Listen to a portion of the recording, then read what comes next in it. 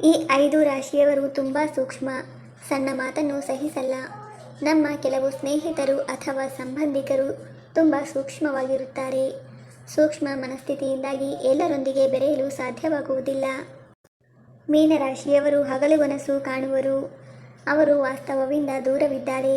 Fantasy ಜಗತ್ತಿನಲ್ಲಿ ಬದುಕಲು ಇಷ್ಟಪಡುತ್ತಾರೆ, ಏಕೆಂದರೆ ಅವರ ಸೂಕ್ಷ್ಮ ಮನಸ್ಥಿತಿಯಿಂದಾಗಿ ಅವರು ವಾಸ್ತವಿಕ ಪ್ರಪಂಚದ ಕಷ್ಟ ಮತ್ತು ಸಂಕಟಗಳನ್ನು ಸಹಿಸುವುದಿಲ್ಲ. ಈ ಚಿಹ್ನೆಯು ಪ್ರೇಮಿಗಳಿಗೆ ಬಹಳ ಗಮನ ಹರಿಸುತ್ತದೆ.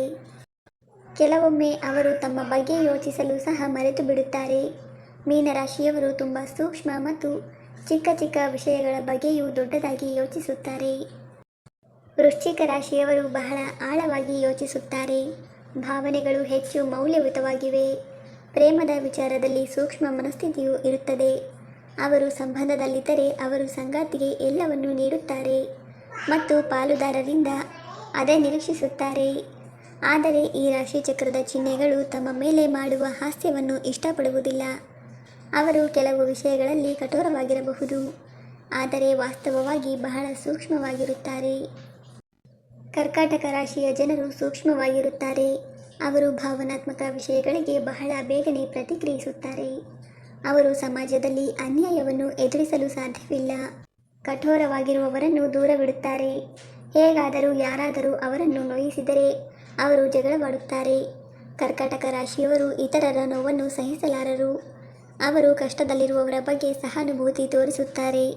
ಅವರಿಗೆ ಸಹಾಯ ಮಾಡಲು ಹಿಂಜರಿಯಲ್ಲ.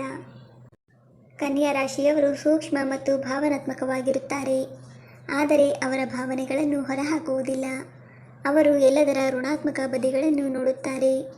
ಎಲ್ಲ ಸಂದರ್ಭಗಳಲ್ಲಿ ಪರ್ಯಾಯಗಳನ್ನು ಪರಿಗಣಿಸಲಾಗುತ್ತದೆ. ಅವರು ತಮ್ಮ ಜೀವನದಲ್ಲಿ ಇತರರನ್ನು ಬಿಡುವ ಮೊದಲು ಬಹಳ ಎಚ್ಚರಿಕೆಯಿಂದ ಯೋಚಿಸುತ್ತಾರೆ. ಅವರು ಸಮಾನ ಮನಸ್ಸಿನ ಜನರೊಂದಿಗೆ ಸಂಪರ್ಕ ಸಾಧಿಸುತ್ತಾರೆ. ನಿಷ್ಠಾವಂತರು ಮಾತ್ರ ತಮ್ಮ ನೈಜ ರೂಪವನ್ನು ತೋರಿಸುತ್ತಾರೆ. ಇನ್ನು ತುಲಾ ರಾಶಿಯವರು ಯಾವಾಗಲೂ ಜನರ ಮಧ್ಯದಲ್ಲೇ ಇರುತ್ತಾರೆ. ಅವರು ತಮ್ಮ ಸುತ್ತಮುತ್ತಲಿನವರನ್ನು ಮೆಚ್ಚಿಸಲು ಇಷ್ಟಪಡುತ್ತಾರೆ. ಅವರು ತುಂಬ ಕರುಣಾಮಯಿ, ಎಲ್ಲರಿಂದಲೂ ಅದೇ ನಿರೀಕ್ಷೆ ಮಾಡುತ್ತಾರೆ. ಆದರೆ ತುಲಾ ರಾಶಿಯವರು ನಕಾರಾತ್ಮಕ ಮನಸ್ಥಿತಿ ಹೊಂದಿರುವವರನ್ನು ಸಹಿಸುವುದಿಲ್ಲ. ಅಂಥವರನ್ನು ಗುರುತಿಸುವ ಸಾಮರ್ಥ್ಯ ಅವರಲ್ಲಿದೆ. ಮನಃಶಾಂತಿಯನ್ನು ಕಾಪಾಡಿಕೊಳ್ಳಲು ಅಂತಹವರಿಂದ ದೂರವಿರಿ.